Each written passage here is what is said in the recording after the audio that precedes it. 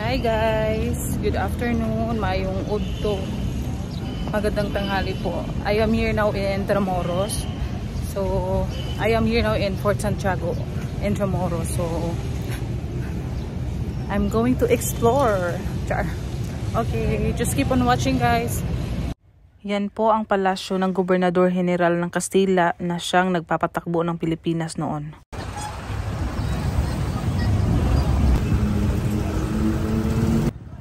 Yan po ang Manila Cathedral na itinayo po noong 19th century sa pamamagitan ng kawayan. Ngayon, 6 times siyang nawasak ng earthquake at sunog.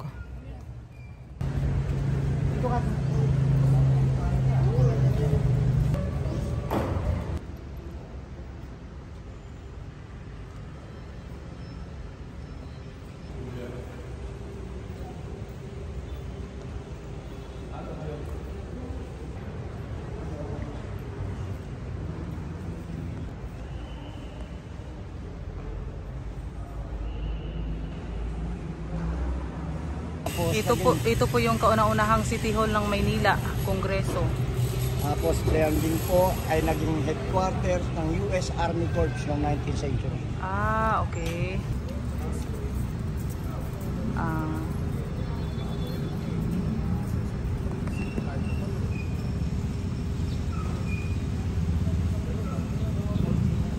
Naging dormitory pala ito. Ito po ang lumang UST ng Intramuros. So itinayo po ito. So nung 1611 dito nung 1611 dito sa loob. So ito UST, sir. Oo. Ang UST ang pinakamatandang universidad sa Pilipinas. At yung nakukunan mo naman na yan ang Colegio de Santa Rosa. Iyan ang Colegio de Santa Rosa. Yan nung 1750. Okay. Na pinatatakbo ng mga madre, exclusive school noon for girls only. Okay. This is Memorial, Manila, 1945. This memorial is dedicated to all those innocent victims of war, many of whom went nameless and unknown to a common grave or never even know a grave at all, their bodies having been consumed by fire and crushed to a dust beneath the rubble of ruins.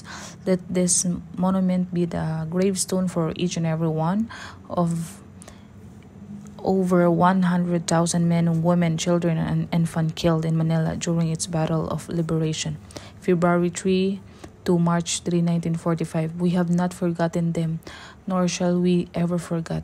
May they rest in peace as part now of the sacred ground of the city, that Manila of our affections.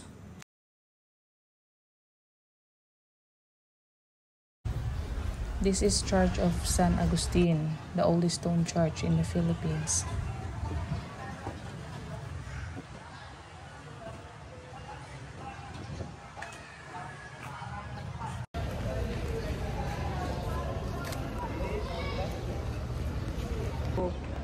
Mula noon. Ito po ang pinakalumang simbahan ng Pilipinas. So kung mapapansin nyo, wala na yung isang tower, di ba? Nawasak nung bombs, Japanese air bomb. Nawasak nung Japanese air bomb. So okay.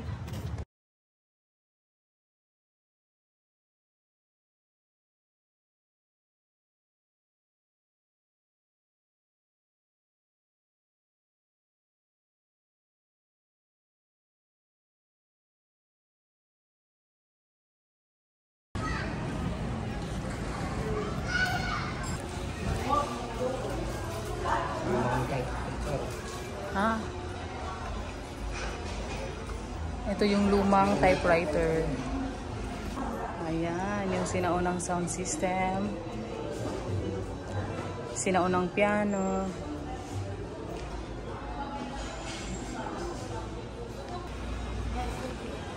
Mas mukha pa kayo dyan. Namumula lang sila para sa kanila. Manila. Parang Little Big. Yeah.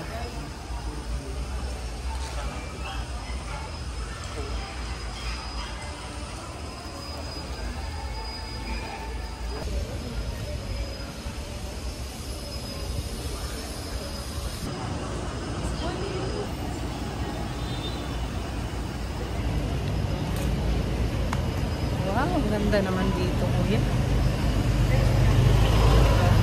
Ay, ito nga pala. Ipapakilala ko nga pala sa inyo yung aking tour guide, si Kuya Junior. Kuya Junior. Actually, sumasakay lang ako sa kanya ngayon. Kasi nga, hindi ko masyadong kabisado yung lugar. So, nagsabi siya na ganito. Nag-offer siya ng pinatawad pa nga ako sa package niya. So, I'm very thankful. At least, kasi wala din akong idea. Akala ko yung Intramuros is iisa lang. Ngayon, parang iisang place lang yung pupuntahan mo. Ang dami pala. So, thanks to you, Kuya. Hi guys. So, anong pangalan nito, Kuya? Galleria de los Presidentes. Ito yung Galleria de los Presidentes. So, ito yung mga, nandito yung mga larawan ng lahat ng presidente sa Pilipinas. Papakita ko sa inyo, guys. Yan. No. Benigno Aquino, Gloria Macapagal, Joseph Ejercito Estrada, Fidel Ramos, Corazon C. Aquino, Ferdinand Marcos, Diosdado Macapagal, Carlos Garcia. Tapos, basta ang dami niya, guys. Lahat ng presidente ng Pilipinas. Ramon Magsaysay, Elpidio Quirino, Manuel Rojas, Herjos Menia, Jose P. Laurel, Manuel Quezon, and Emilio Aguinaldo. So, ito naman, yan naman ang kauna-unahang military school. Ito yung kauna-unahang military school. O yung PNA ngayon. Tawagin yung Military Academy. Okay. Ito yung kauna-unahan pala. Tapos, nawasak siya noong 1941 Battle of Manila. Second World War. Okay. So, nawasak siya nung Second World War. Second World War.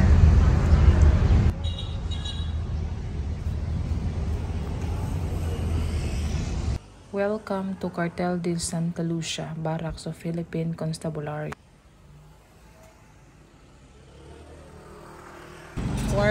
Cuartel de Santa Lucia.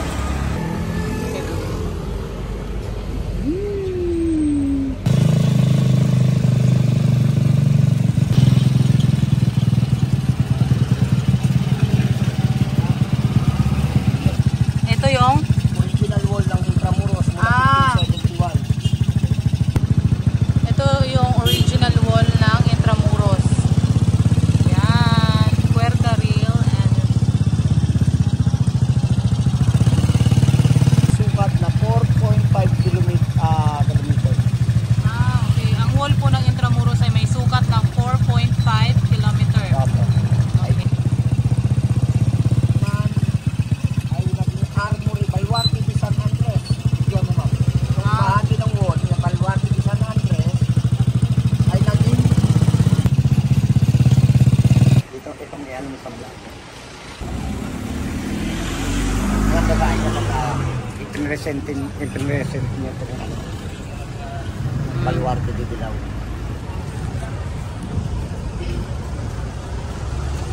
Tawagin ko ngayon dito. The Great 14 Canyon. Ang matatagpuan mo rito, ang mga kanyon ng Kastila. Isa po ito sa naging pinakamalakas na depensa ng Kastila laban sa mga Chinese at Pilipinong Yan. Opo. Yan, yung mga kanyon ng Kastila. Oh my God, very historical dito, guys. Punta kayo dito. Tapos ito naman, Wala po, ano lang po nila yan. Dito nila ni-impact yung mga bala, mga armas. At ang mga sundalong Kastila. oo. Lalo na pag may kalaban. Yung doon, hanggang doon pa, kuya. Opo. Hanggang doon, ikot talaga siya. So, see? Una niyo yung magagandang building dahil yung sa susunod na pupuntahan po natin ay ang Old Chinatown. Yan po ang original na China. Ayan po ang Chinatown mundo. Yan po ang lugar ng Binondo. Ang susunod natin pupuntahan ay ang original na Chinatown. Okay. Sige. Ang Chinatown ngayon, bago. Pero Guys, ang susunod naming pupuntahan ngayon is ang Old Chinatown. So As you can see, makikita nyo yung bagong Chinatown dyan, o yung mga building na yan. Hindi ko maturo yan. Pero ang pupuntahan namin ngayon is yung lumang Chinatown. Hi!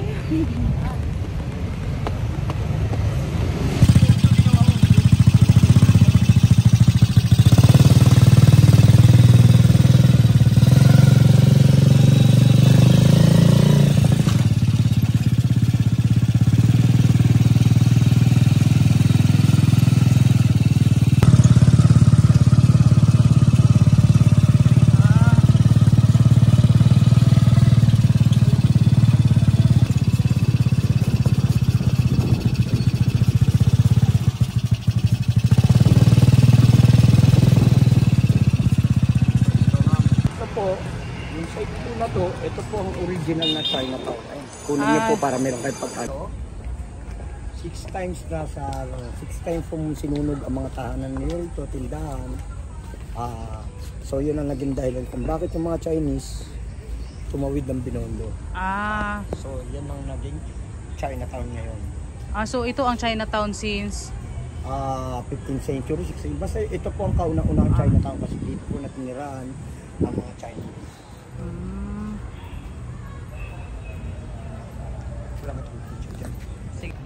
Century. Yung gate na to, eksklusibong dinadaanan ng Gobernador General ng Castilla. Siya lang ang gumagamit ng gate na yan sa labas. Yung Intramuros. Okay. So itinayo to nung wala na. Tinayo tong gate na to nung pinaalis na yung mga Chinese. Ito lang si Gobernador General lang ang gumagamit ng gate na to palabas. So since natanggal dito yung yung mga Chinese, lumipat yung mga Chinese doon sa Binondo. Okay. So ito yung old Chinatown before. From there hanggang dito. Puro Chinese yan. At saka sinunog ng mga sundalong Kastila ng 6 na beses. Ang mga tahanan nila dito, mga tindahan. Pati hospital.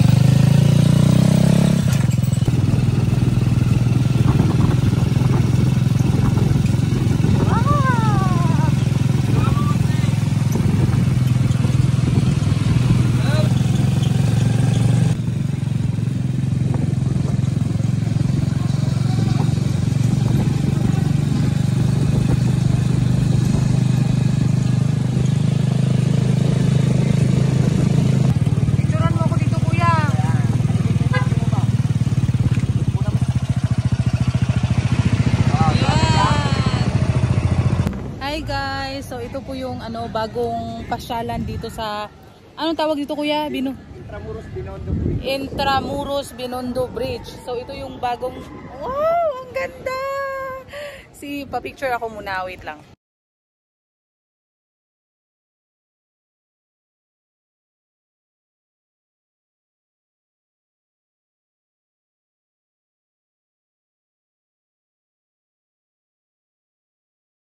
Wow guys, ang ganda dito. Oh my God. Ngayon ko lang nalaman to. Look at Intramuros Binondo Bridge. Yan. Ang ganda dito. Oh, see? Oh my God, I'm so happy. Okay.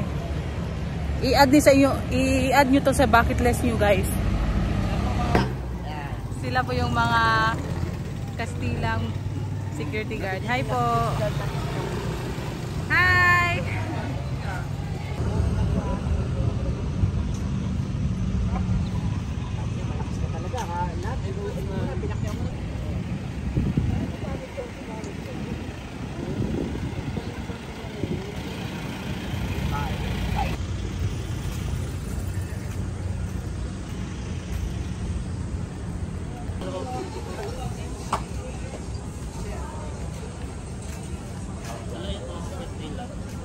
Tinitignan namin naman, agad doon lang talaga. Dito tumakong yun. Yung picture ako kasi.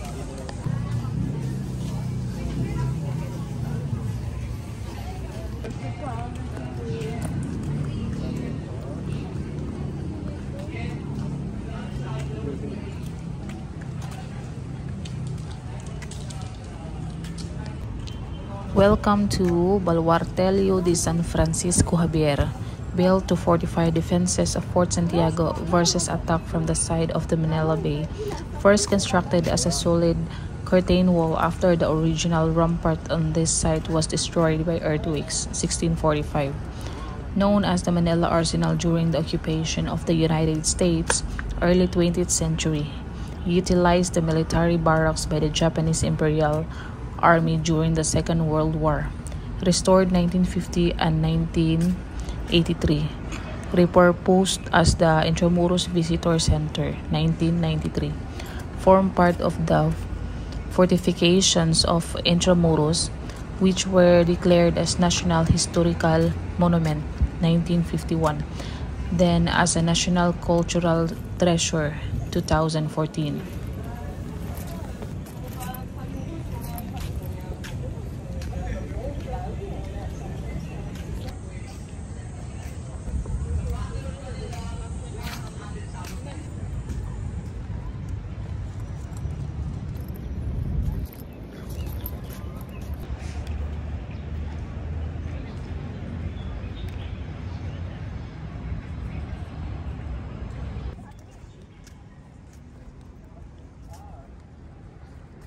Welcome to Fort Santiago, main fortress of Intramuros, established by Miguel Lupis de Legazpi on the site of the former wooden fort of Raja Sulaiman, 1571.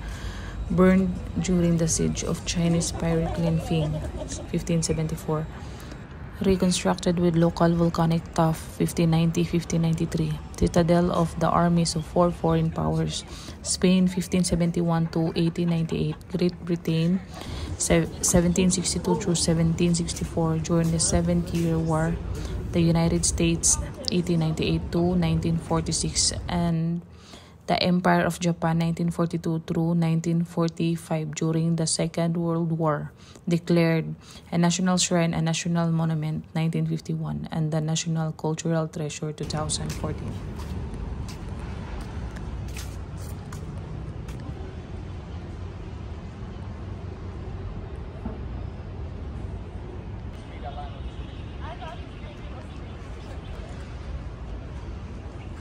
Oh my God.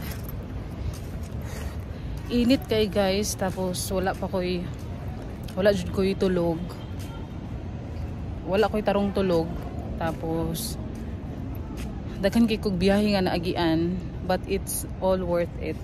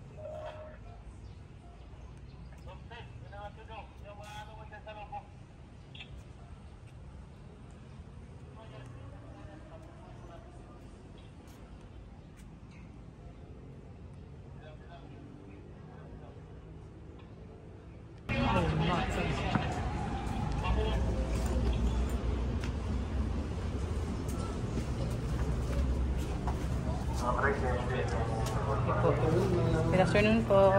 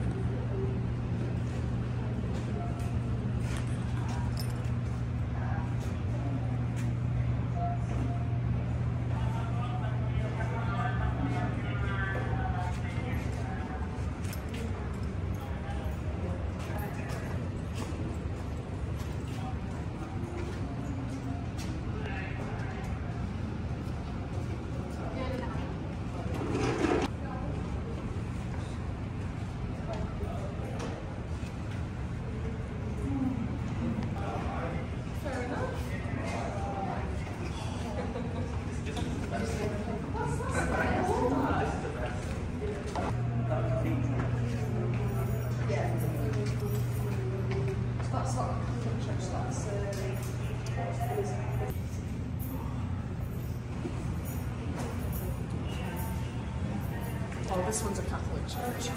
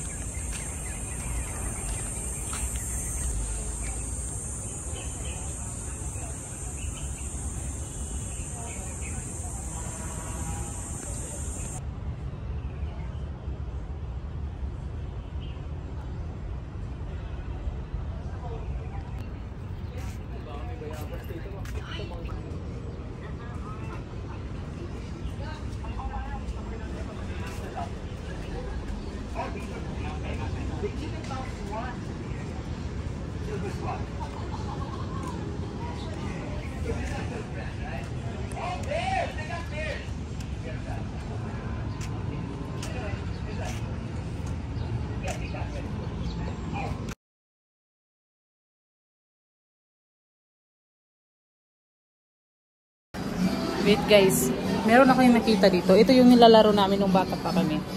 Ito. Basta sa amin sa Bisaya is sungka to. So, ewan ko lang kung ano pangalan ito.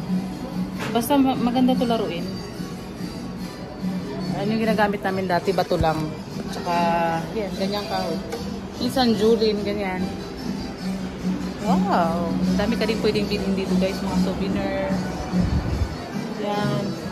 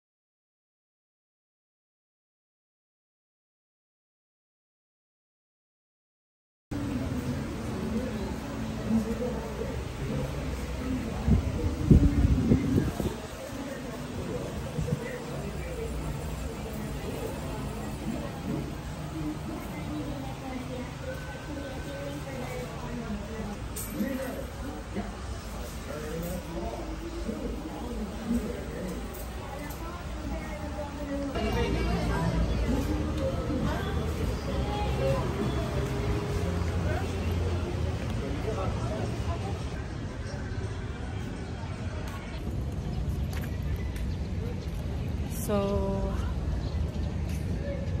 that's all for today's video. I hope you enjoy. Thank you so much for watching. Please like and subscribe, and don't forget to click the bell below para updated kayo sa aking next na video. Okay, bye!